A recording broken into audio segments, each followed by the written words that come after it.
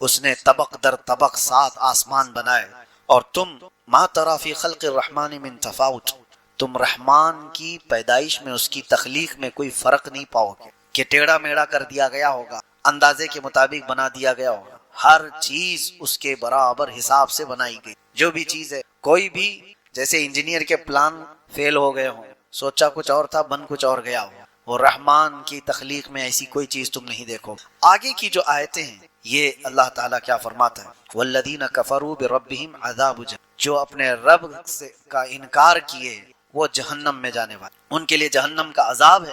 کلما القی فیہا فوج سألہم خزنتها الم یأتکم نذیر۔ اب توجہ کیجیے، جب جہنم میں جھونکا جائے گا کسی کو تو دربان پوچھے گا ان سے، جب کسی کو دوزخ میں ڈالا جا رہا ہے، سألہم خزنتها، دربان جو دوزخ کا دربان ہے وہ پوچھے گا الم یأتکم نذیر، کیا تمہارے پاس ڈرانے والا کوئی آیا نہیں تھا، اللہ کا خوف دلانے والا کوئی آیا ہی نہیں تھا، تم جہنم میں کیسے آ گئے؟ قالوا بلا، وہ جہنم میں جانے والے کہیں گے ہاں کیوں نہیں، آیا تو تھا، قد جاءنا نذیر، ہمارے پاس ڈر سنانے والا آیا تھا، فکذبنا، لیکن ہم نے جھٹلایا، ہم جھٹلائے ہوئے تھے، اللہ کا ڈر سنانے والا آیا تھا، بولتا تو تھا کہ جہنم ہے، آخرت ہے، لیکن ہم جھٹلائے ہوئے لوگ تھے۔ اور پھر اللہ تبارک و تعالیٰ یہ فرماتا ہے وَقَالُوا لَوْ كُنَّا نَسْمَعُ أَوْ نَعْقِلُ مَا كُنَّا فِي أَصْحَابِ السَّعِيرِ۔ اللہ اکبر، یہ آیتیں دیکھ، جہنم میں جانے والے کہتے ہیں اے کاش اگر ہم سن لیے ہوتے اس کی بات، ڈر سنانے والے کی بات سن لیے ہوتے، لَوْ كُنَّا نَسْمَعُ أَوْ نَعْقِلُ، اور سمجھ گئے ہوتے ہم، مَا كُنَّا فِي أَصْحَابِ السَّعِيرِ، ہم دوزخ میں جانے والے نہیں ہوتے، ہم آج جہنمی نہیں ہوتے۔ فَاعْتَرَفُوا بِذَنبِهِمْ، وہ سب اپنے گناہوں کا اقرار کریں گے وہاں، جتنے بھی دوزخ میں جانے والے ہیں وہ یہ نہیں کہیں گے پتہ نہیں مجھے کیوں ڈالا گیا ہے، ارے چوک کر کے آ گیا ہوں میں ادھر، نہیں، جو جہنم میں جائے گا وہ بولے گا ہاں میری غلطی تھی، اعتراف کر کے جائے گا، اور وہ نہیں کرے گا تو اس کے اعضاء بولیں گے اليوم نختم على افواههم وتكلمنا ايديهم وتشهد ارجلهم بما كانوا يكسبون۔ رب تعالیٰ فرماتا ہے آج کے دن تو ہم تمہارے منہ پر مہر لگا دیں گے، تمہارے ہاتھ اور تمہارے پیر ہم سے بات کریں گے جو کچھ تم کیا کرتے تھے۔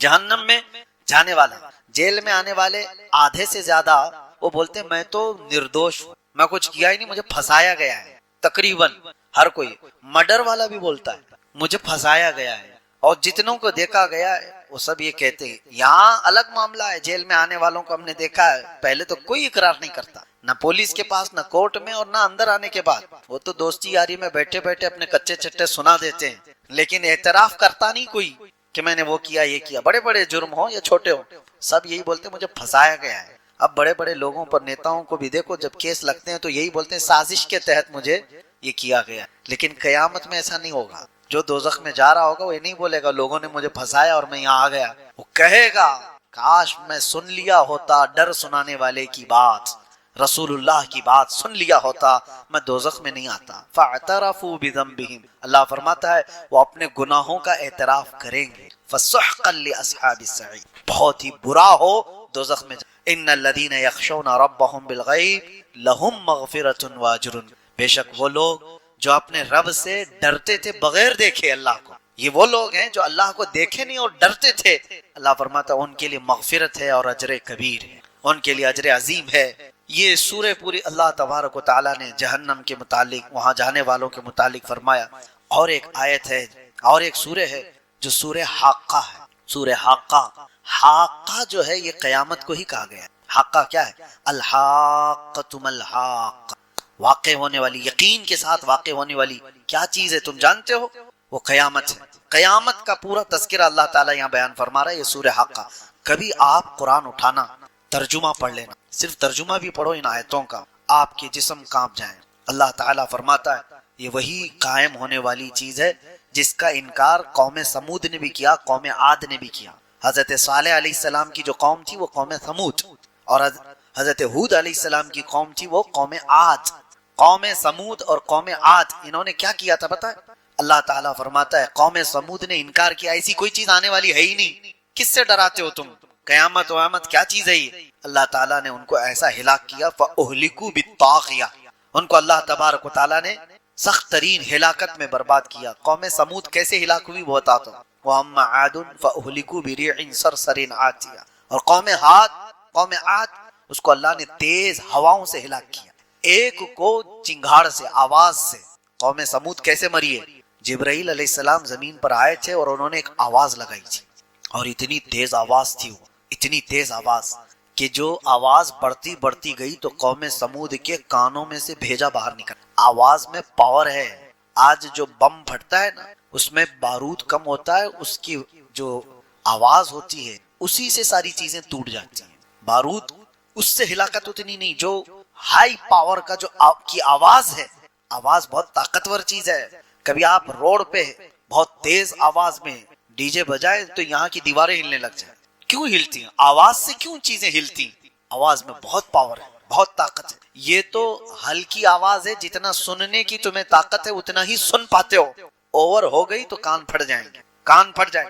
اور جبرائیل علیہ السلام نے جب آواز لگائی تھی، وہ اللہ اکبر، وہ سید الملائکہ ہے، اللہ نے عذاب کے لیے ان کو بھیجا تھا، اور فرشتے کی چنگھاڑ سے وہ ساری کی ساری قوم ہلاک ہوئی تھی۔ دوسرے دن جب صبح ان کو دیکھا گیا تو ان کے کانوں سے بھیجا نکلا ہوا، قوم سمود، ان کو ہلاک کیا گیا۔ قرآن یہ کہہ رہا ہے قیامت کا انکار کرنے والے لوگ تھے، قیامت کوئی چیز نہیں۔ اور قوم عاد کو اللہ نے تیز آندھی بھیجی، سخرہا علیہم 7 لیال و 8 ایام، سات راتیں اور 8 دن تک مسلسل ہوا چلتی رہی تھی قوم عاد پر، بہت تیز آندھی چلتی تھی، اور اس میں سب کے سب ہلاک ہو گئے تھے۔ یہ حضرت ہود علیہ السلام کی قوم۔ اب یہاں پر اللہ تعالیٰ قیامت کا ذکر فرماتے ہوئے آگے ارشاد فرماتا ہے، کب تک تم انکار کرو؟ فَإِذَا نُفِخَ فِي الصُّورِ نَفْخَةٌ وَاحِدَةٌ، جب وہ سور پھونکی جائے گی۔ سور کیا چیز ہے؟ یہ بھی دیکھیں، آواز ہی ہے، قیامت بھی آئے گی آواز سے ہی۔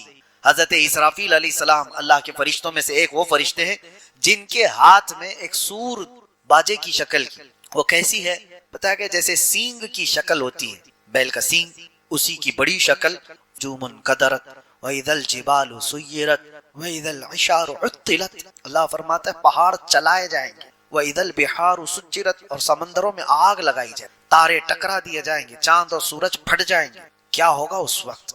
اور رب تعالیٰ فرماتا ہے فَيَوْمَئِذٍ وَقَعَتِ الْوَاقِعَةُ، پھر وہ واقع ہونے والی چیز تو واقع ہو کر رہے، کچھ نہیں کر پاؤ گے۔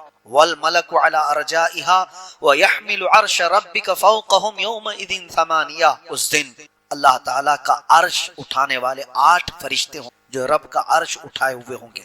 یہ قیامت کا تذکرہ چل رہا ہے، توجہ، یومئذ تعرضون لا تخفى منکم خافی، تم کو پیش کیا جائے گا قیامت، تم سب اٹھائے جاؤ گے، اور کوئی چیز تمہاری چھپائی نہیں جائے گی، کوئی چیز نہیں چھپائی جائے گی، ہر چیز کے ساتھ تم قیامت کے دن آؤ گے۔ اب سنو جو آیتیں جھنجھوڑتی ہیں، کیا ہے؟